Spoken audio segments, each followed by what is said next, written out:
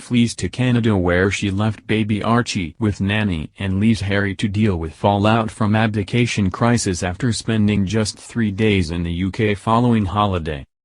The Duchess of Sussex flew back to Canada yesterday, leaving Prince Harry to deal with the fallout over their abdication crisis.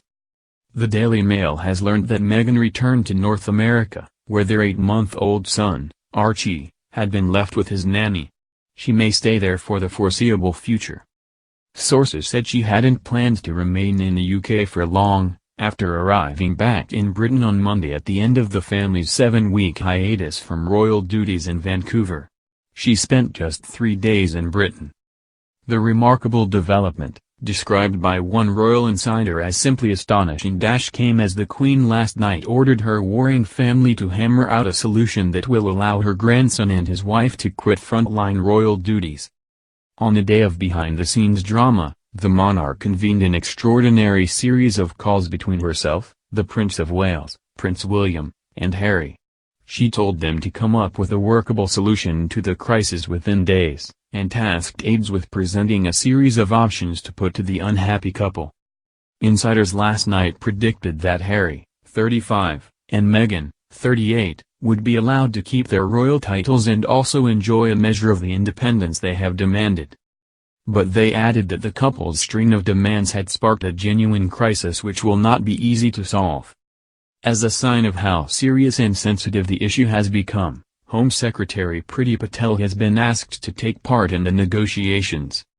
She will be tasked with ensuring the couple's ongoing security is not compromised, but she also has to monitor the cost to taxpayers if they split their lives between the UK and North America. The Mail can also reveal.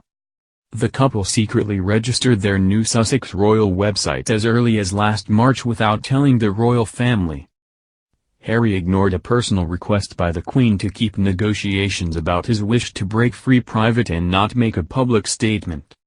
The couple also chose to disregard pleas from their closest aides on Monday night that they should hold off from releasing a statement out of respect for his grandmother. Sources said Harry had even suggested his mental health would be at risk if he didn't facilitate a change in his position. The royal family are not planning to strip Harry and Meghan of their titles as courtiers fear it would look vengeful and reminiscent of the treatment meted out to Harry's mother, Princess Diana. Scotland Yard announced it would carry out a full review of the couple's security as the costs of their taxpayer-funded police protection looked set to spiral into the millions. Yesterday palace insiders were still reeling from the Sussexes' decision to release a bombshell statement on Wednesday night, in which they announced their plans to step back as senior members of the royal family and work to become financially independent. Although the Queen, Charles and William had been told of their plans a week earlier, the couple detonated the nuclear button by announcing their intention and launching a glossy new website without warning anyone. In a terse statement in response, Buckingham Palace made clear its displeasure. It said it understood the couple's desire to do things different but stressed these were complicated matters that needed to be worked through carefully. Senior royal aides made clear the Queen was deeply hurt by her grandson's actions, while other family members had reacted furiously to Harry and Meghan's arrogance. Yesterday, however, sources told the Mail that after an emotional 12 hours, matters had calmed and everyone was working with a clear head.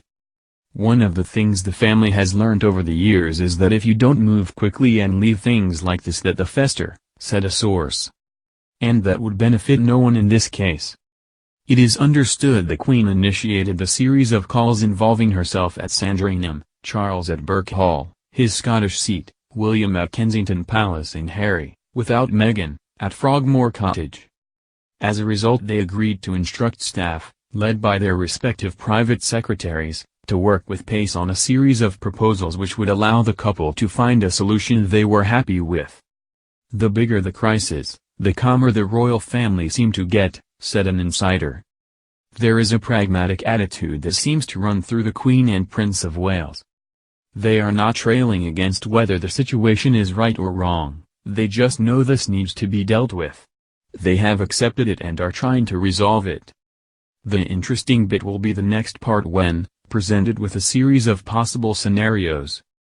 Will they, the Sussexes, Accept them, or will they brief that they are being forced to do something against their will? And no one knows the answer. Is there any version of a solution that they will deem acceptable? They have talked in broad brushstrokes about what they want, this hybrid model of being a member of the royal family, but even they haven't nailed down a fine detail and may say that they don't like what is being put on the table. What does being a progressive royal mean? Sources said that nothing was set in stone, but that lessons had been learned from the past, and despite the late Princess of Wales giving up her HRH title, people still blamed the royal family for that decision. "I don't think anyone wants to go down that road with her son," they added.